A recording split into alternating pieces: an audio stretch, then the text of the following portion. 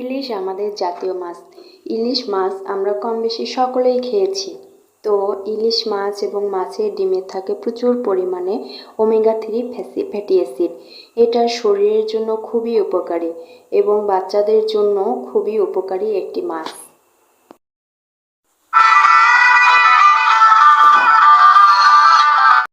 Hello everyone, আসসালামু আলাইকুম, welcome back to my channel. সবাইকে ওয়েলকাম জানিয়ে শুরু করছি আমি আজকের রেসিপি। তো টাইটেল দেখে নিশ্চয়ই বুঝে গেছেন আজকে আমি আপনাদের জন্য কী নিয়ে এসেছি। তো যদি আমার এই রেসিপিটি ভালো লাগে কোনো অংশে, তো আপনারা অবশ্যই একটা লাইক এবং কমেন্ট দিয়ে যাবেন।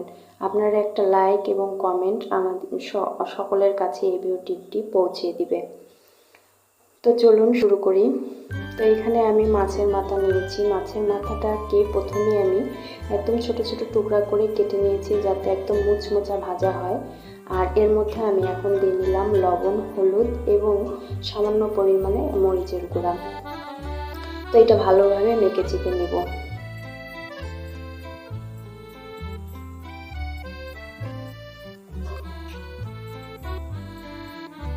তো এটা মাখা হয়ে গেলে আমি সাইডে রেখে দেব।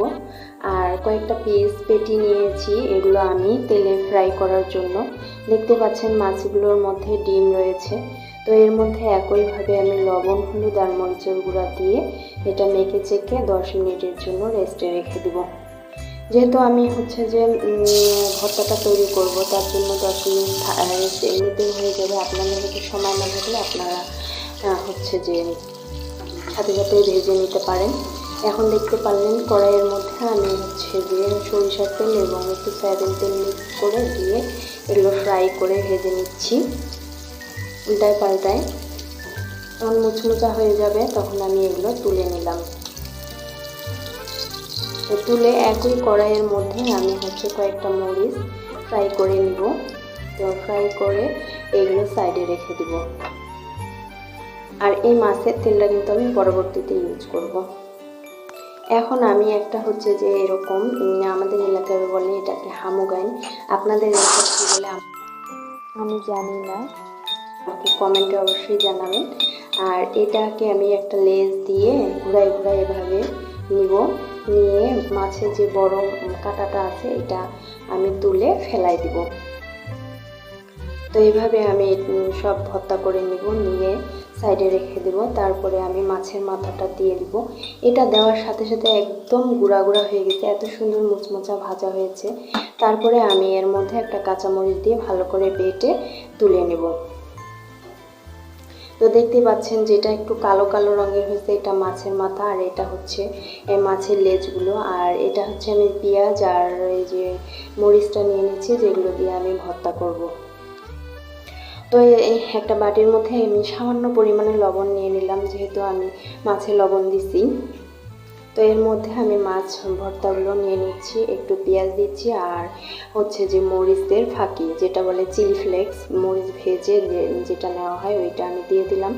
তারপরে এর মধ্যে আমি যেটা মাছ ভেজে রাখা যে মাছটা তেলটা রয়েছে ওই তেলটা এর মধ্যে দিয়ে দিব। দিয়ে একদম ভালো করে মেখে চেকে নেব। এই মাখাটার মধ্যেই কিন্তু কারিশমা। মাওয়া-ঘাটে যে সকল রেস্টুরেন্ট রয়েছে, হোটেল, সেগুলোতে দেখবেন যে এত মজার করে আপনারা যদি খান তো এইভাবেই করার চেষ্টা করবেন। একদম মাওয়া-ঘাটের হোটেলের স্টাইলেই কিন্তু আমি বানাচ্ছি আর বানানোর চেষ্টা করতেছি। তো এর মধ্যে আপনারা অবশ্যই যে একটু ধনিয়া পাতা দিবেন, কিন্তু আমি দিলাম না, আমার হাতে ছিল না। আর তাছাড়া আমার বাসায় ধনিয়াতে অ্যালার্জি আছে, তাই আমি ধনিয়াটা অ্যাভয়েড করলাম। আপনারা কিন্তু দিবেন, দেওয়ার চেষ্টা করবেন, তাহলে ভর্তাতে একটা আলাদা ফ্লেভার অ্যাড হয়। তো এই তো এটা আমার একপাশে ভর্তাটা রেডি হয়ে গেছে। এখন আমি আরেক ফ্রাই প্যানে একটু তেল দিয়ে নিয়ে এখন মাছগুলো ভেজে নিব, যেগুলো আমি ফ্রাই করব। তো তার আগে আমি যে কয়েকটা মরিচ ডেকোরেশনের জন্য এবং খাওয়ার জন্য যে দিয়ে এগুলো একটু ভেজে টেজে নিয়ে তুলে নেব। কারণ ইলিশ ভাজার সাথে যে শুকনো মরিচটা খাইতে অনেক টেস্ট লাগে। আর সাথে যদি বেগুন ভাজা থাকে তাহলে তো কথাই নেই। তো এখন একে একে তেলটা গরম হয়ে গেছে, আমি মাছগুলো দিয়ে দিচ্ছি। তো আমার বাসায় কিন্তু হচ্ছে মোটা বেগুন ছিল না, তাই চিকন বেগুনটা ছিল, তাই আমি এটা দিয়ে আর কি দিয়ে ভেজে নিচ্ছি। এটা আর কি বলতে পারেন দুধের স্বাদ ঘোলে মেটানো। আপনাদের কাছে যদি মোটা বেগুন থাকে তবে অবশ্যই বেগুন ভাজিটার সাথে মাছের সাথে বেগুনটা দিয়ে ভেজে খাওয়ার চেষ্টা করবেন, তাহলে দেখবেন একটা অন্যরকম ফ্লেভার পাবেন।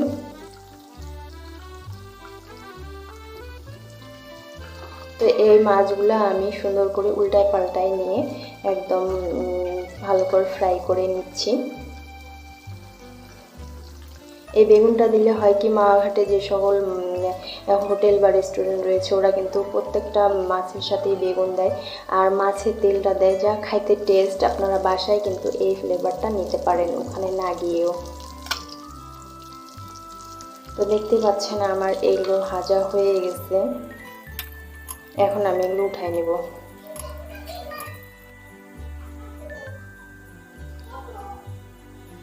দেখতে পাচ্ছেন এই মাছের তেলটা কিন্তু আমি ফেলে দিব না, এটা আমি কি করব আপনাদেরকে দেখাচ্ছি। তো এই যে আমার মাছের ভাজা রেডি। যারা আমার এই রেসিপিটা এতটুকু কোনো অংশে যদি ভালো লাগে তবে অবশ্যই একটা লাইক দিয়ে যাবেন এবং কমেন্ট করবেন, তাহলে আমার অন্য সকলের কাছে এই ভিডিওটি চলে যাবে। আর দেখতে পাচ্ছেন মাছের ভর্তাটা। তো এই যে মাছের তেলটা, এই তেলটা দিবেন, একটু নেবেন আর একটা মাছের ফ্রাই নেবেন, শুকনো মরিচ নেবেন, বেগুন নেবেন আর একটু ভর্তা ভাতের সাথে মাখিয়ে খাইতে যে মজা, আপনারা না খাইলে কিন্তু এটা বুঝতে পারবেন না, একদম অমৃত যেন। ভর্তাটাতে প্রচুর ছোট ছোট কাটা রয়েছে, এটা বাচ্চাদেরকে দিবেন না। Thank you.